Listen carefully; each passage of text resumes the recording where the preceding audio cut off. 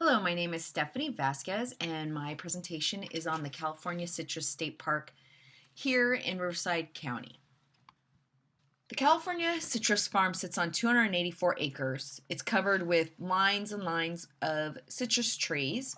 The most popular is their navel orange tree from Washington, originally from Brazil, and it was a mutated orange that had no seeds in it, and it was rare, so they sent it to Washington D.C.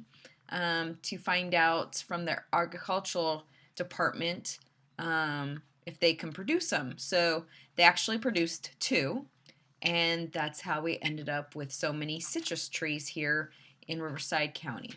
What I love about this park, it's an outdoor museum for the most part. You can go up there with your a picnic lunch or with your family. It's only $5 to get in for the parking. The in the right hand lower corner is the actual visitor center. This is Elza Talbert.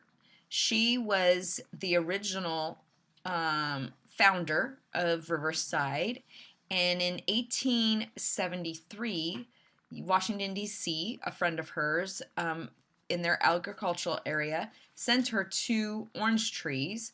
And so these two on the left, they had to put barbed wire on them so that no one would steal the oranges.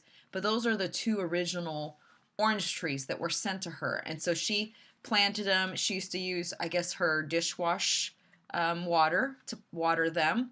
And they produced these amazing, fruitless, sweet, delicious oranges. So she entered them into a few of the fairs and different state fairs.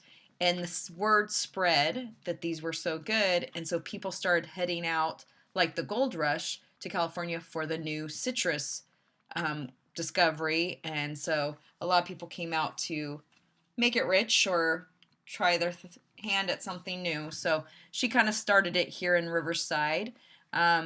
These two trees, there is one still surviving to this day, and later on I will discuss that.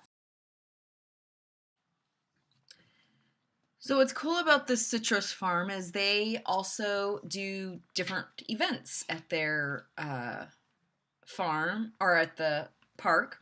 You can get married, they have receptions, you could do events, they have a cool amphitheater, but just the orange groves themselves just creates a nice backdrop, which you can see from all the different pictures. To eat outside in those orange groves would be awesome.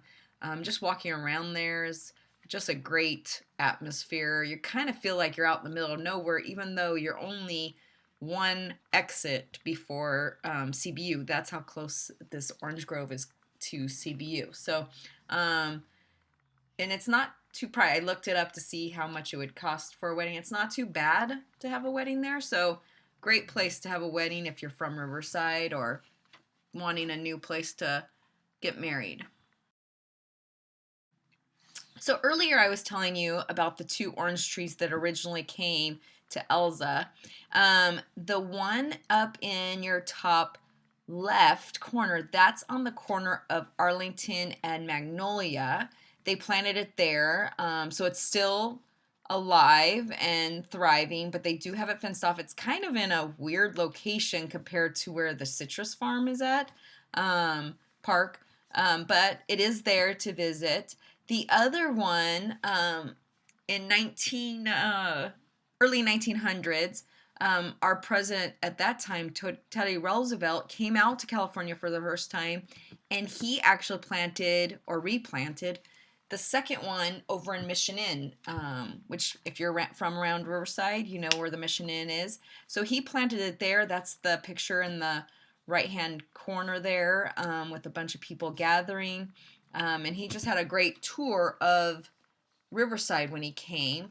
That one unfortunately got some really bad fungus and didn't make it. It lived until 1922.